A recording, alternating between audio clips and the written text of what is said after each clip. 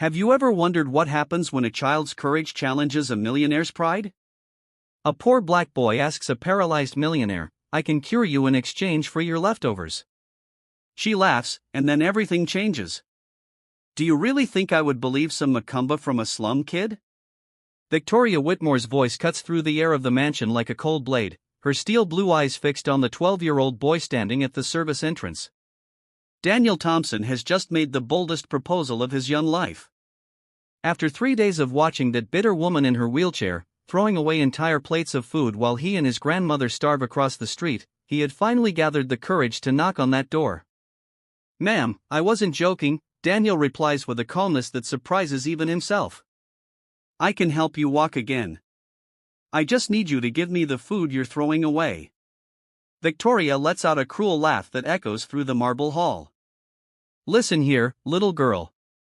I've spent $15 million on the best doctors in the world for the last 8 years. You really think a street urchin like you, who probably can't even read, is going to do what no neurosurgeon could?" What Victoria doesn't know is that Daniel Thompson isn't just any kid.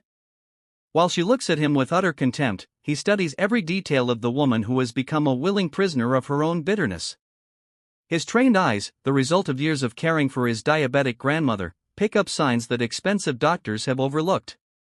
"You take medicine for back pain every day at 2 in the afternoon, Daniel says calmly, watching Victoria's face change from mockery to surprise. 3 white pills and 1 blue one. And you always complain that your legs feel cold, even in the heat. How do you know that?" Victoria whispers, her arrogance wavering for the first time. Daniel had spent weeks watching her routine through open windows, not out of morbid curiosity, but because he recognized the symptoms his grandmother had exhibited before the surgery that saved her. The difference was that his grandmother had relied on knowledge passed down from generation to generation, while Victoria clung only to what money could buy. "Because I see what your expensive doctors don't want to see," Daniel replies, keeping his tone respectful despite the hostility. "You don't need more medicine. You need someone who understands that sometimes healing doesn't come from where we expect it to." Victoria slams the door shut, but not before Daniel sees something in her eyes that is no longer just contempt. It is fear. Fear that a poor 12-year-old boy has noticed something that all the experts have missed. As he walks back to the small apartment he shares with his grandmother, Ruth, Daniel smiles discreetly.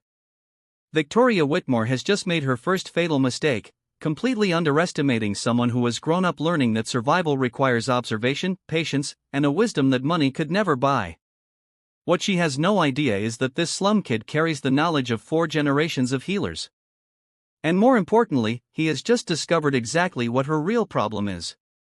Could a child hold the key to unlocking a millionaire's deepest secrets? Stay tuned to Black Voices to find out. 3 days have passed since Victoria had slammed the door in Daniel's face, but she can't shake her uneasiness. How did that boy know about her medications? About the exact time she took them? About the symptoms she had carefully hidden even from Dr. Hartwell, her private neurologist? The next morning, Victoria decides to find out who this cheeky kid is. A call to her personal assistant is enough. Daniel Thompson, 12 years old, lives with his grandmother, Ruth Thompson, in the Riverside Gardens housing complex. Father unknown. Mother killed in a car accident when he was 5. Private school scholarship, excellent grades, no criminal record. Typical, Victoria mutters, leafing through the report. Just another case of a poor little thing trying to take advantage of the kindness of strangers.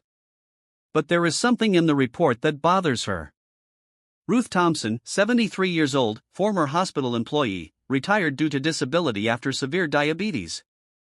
However, medical records show an inexplicable recovery over the past 2 years, something doctors classify as unexpected and clinically undocumented improvement. Victoria dismisses the information as a bureaucratic error. After all, what knowledge could an old black woman from a public hospital have? Meanwhile, across the street, Daniel carefully prepares his next approach.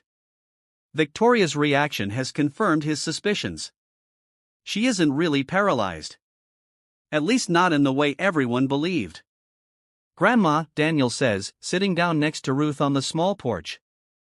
"I need you to tell me again about the signs of pseudo-paralysis.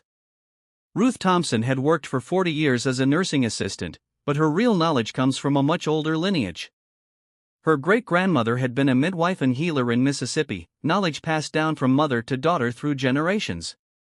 When doctors told Ruth she had 6 months to live due to complications from diabetes, it was this ancestral wisdom that saved her. Smart boy, Ruth smiles, her experienced eyes shining with pride. You saw what I taught you, didn't you? Her legs tense when she doesn't realize she's being watched. The muscles respond to emotional stimuli. Daniel nods. During his discreet observations, he had noticed how Victoria's feet moved unconsciously when she yelled at the staff, how her legs tensed when something upset her deeply. They were almost imperceptible signs. But to someone trained to look for what doctors didn't, they were clear evidence. She's trapped in her own mind, Daniel murmurs. Her body works, but her mind has created the chains. Exactly. Psychological trauma manifested as physical paralysis. I've seen 3 cases like this at the hospital. Rich doctors don't want to treat the mind, only the body. It's easier to give medicine than to heal a wounded soul. That afternoon, Victoria receives an unexpected visitor. Dr. Hartwell arrives with the results of new tests she had requested the week before, desperate to find any hope of improvement. Victoria, I need to be honest with you, the doctor says, adjusting his expensive glasses. These tests show something peculiar. There is neural activity in areas that should be completely inactive. It's as if your nervous system is functioning perfectly. What does that mean? Victoria asks, her voice tense. It means that neurologically there is no physical reason for your paralysis. I've suspected this for some time, but now I'm certain. Dr. Hartwell hesitates. Have you considered more intensive psychological therapy? Sometimes trauma can manifest itself physically in ways that stop. Victoria shouts. Are you saying I'm faking it? That I spent 8 years in this chair for fun? No, that's not it. Your paralysis is real, but the cause may be psychosomatic. With the right treatment, Victoria dismisses the doctor before he can finish his sentence. The truth hurts more than any terminal diagnosis. If her paralysis was mental, that meant she had wasted 8 years of her life hiding behind a self-imposed disability. Worse, it meant that a poor 12-year-old boy had diagnosed in minutes what she had denied for years. That night, Victoria finds herself staring out her bedroom window, watching the modest apartment where Daniel lives. The lights are on, and she can see shadows moving through the cheap curtains. A family living on an income that doesn't even cover her monthly medication bill, but who apparently possess knowledge that all her money couldn't buy.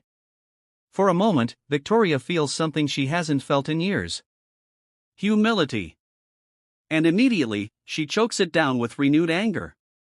That boy isn't going to humiliate me, she whispers to herself. I won't let a slum dweller make a fool of me. What Victoria doesn't know is that at that very moment, Daniel is sitting at the kitchen table with his grandmother, carefully planning his next move. He has recognized the type of woman Victoria is. Too proud to accept help, too rich to value free wisdom, and too hurt to trust anyone. But Daniel Thompson has learned a valuable lesson from his grandmother. Sometimes to heal someone, you first have to show them exactly how sick they really are. And while Victoria plots her revenge against the boy who has exposed her most intimate lie, Daniel smiles quietly, knowing that true power always belongs to those who understand that healing never comes from where we expect it, especially when it comes from the hands of those the world has taught you to despise. The following week brings a radical change in the dynamic between Victoria and Daniel. The millionaire has decided she will not tolerate being disrespected by a smug brat and begins a silent campaign to humiliate the boy publicly. First, she calls the private school where Daniel is a full scholarship student. Principal Patterson, this is Victoria Whitmore of the Whitmore Foundation. I'd like to discuss the inappropriate behavior of one of your scholarship students, Daniel Thompson. He has been trespassing on private property and harassing neighborhood residents. The call works.